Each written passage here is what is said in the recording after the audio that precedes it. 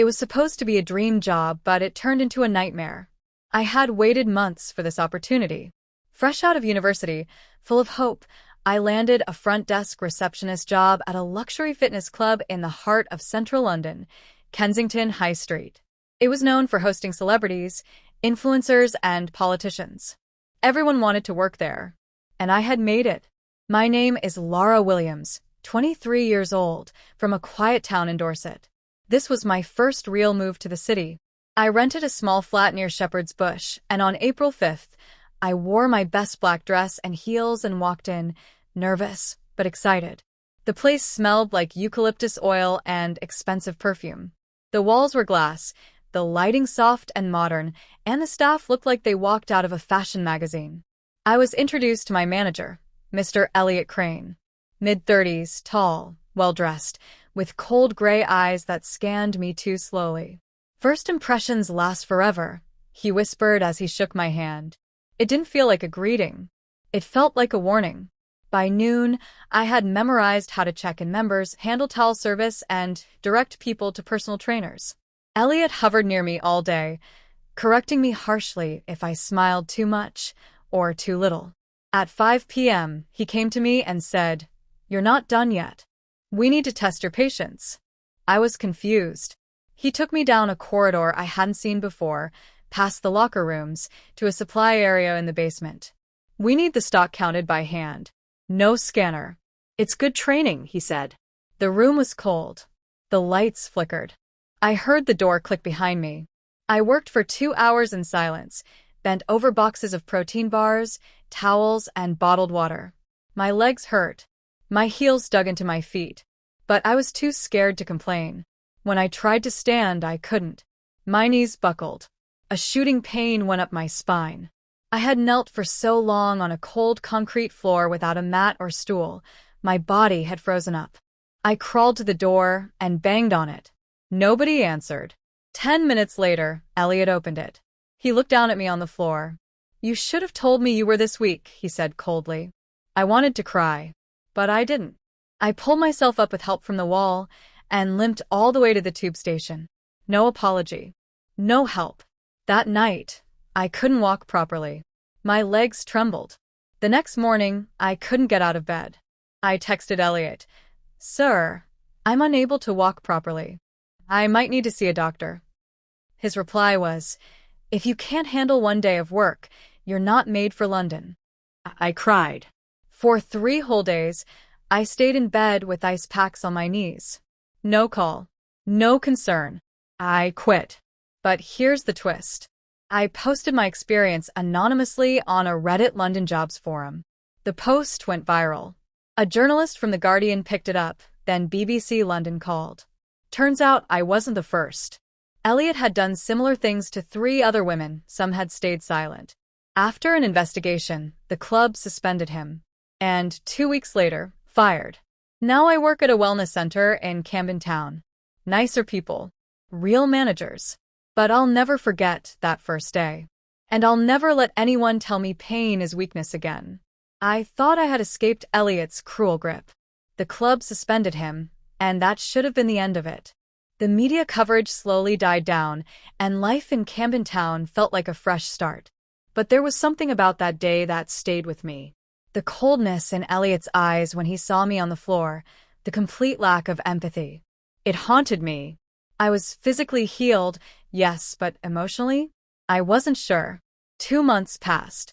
I kept my head down at the wellness center, thankful for the support I had found from the team. But the nagging feeling that Elliot hadn't finished with me only grew. It started with a call. One evening, as I was leaving work at Camden, my phone buzzed. A number I didn't recognize. I hesitated before picking it up. "Hello?" I asked, unsure. A voice on the other end was soft, almost pleasant, but too familiar. "Laura, this is Elliot Crane." I froze. My heart skipped a beat. I wanted to apologize. I never meant for things to go the way they did. I was under a lot of stress, and I let it get to me. His tone was sincere, too smooth, but there was something unsettling about it. "Why are you calling me?" I snapped, my hands trembling. "I've been thinking a lot about you, about us," he continued. I wasn't fair to you, and I'm sorry. I've changed. I've been going to therapy. You don't have to forgive me, but I just wanted you to know that I'd like to meet and explain myself. You deserve that much. My pulse quickened. This wasn't just an apology. I knew it. I could hear it in the way he spoke. He wanted something. I don't need to meet you, I said, my voice shaking despite my best efforts to sound confident. What happened at the club was unprofessional. You hurt me, and I have nothing else to say to you. Before I could hang up, he said one final thing. I'm not the only one who has something to explain. That stopped me cold. I didn't understand what he meant. But I wasn't stupid. My gut told me something was coming, something I wasn't prepared for. For the next few weeks, things seemed normal. But I noticed strange things. My emails at work were getting strange spam, cryptic, weird messages. One time, I found a note under my apartment door that simply said, "You can't run away from the truth." Then it happened. The old fitness club reopened. With a new manager, they rebranded, advertised heavily, and even put up a large billboard across the street from my flat. The name? Crane Fitness, where strength meets character. It made me sick. But what disturbed me more was the discovery that Elliot was still involved behind the scenes. He had bought shares in the company, and he was still calling the shots, working from the shadows. I felt trapped. But I wasn't the only one. One afternoon, I bumped into Sophie, a former coworker from the club. She had worked with me before, one of the few people who had seen what happened. She looked different, distraught, thinner. Her eyes were hollow, like she hadn't slept in days. "Sophie," I asked, walking up to her. She flinched, then slowly turned to face me. "Laura, I shouldn't have come here," she whispered. "He's not done. He's not who he says he is." I grabbed her arm. "What do you mean?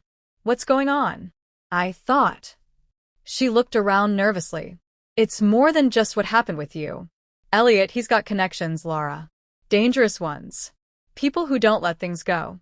He's built an empire from manipulating people." My mind raced. "What are you saying? Why didn't you tell anyone?" "I was scared," she admitted. "I wanted to leave, but he made sure I couldn't. He always knows where you are. He watches. He's been monitoring your every move. And trust me, Laura, he's not the only one." A chill ran down my spine. The fact that Sophie had left him before made me realize how deep this web of control went. Elliot wasn't just a manager. He wasn't just a guy with a bad temper. He was something more dangerous, a puppet master, pulling strings in ways I couldn't even comprehend. I needed to find out more. But how? I didn't know who to trust anymore. That night, after Sophie's warning, I couldn't sleep. I sat by my window, staring at the lights of the city, my thoughts racing. And then, just as I was about to doze off, my phone buzzed again. A new text. The message read,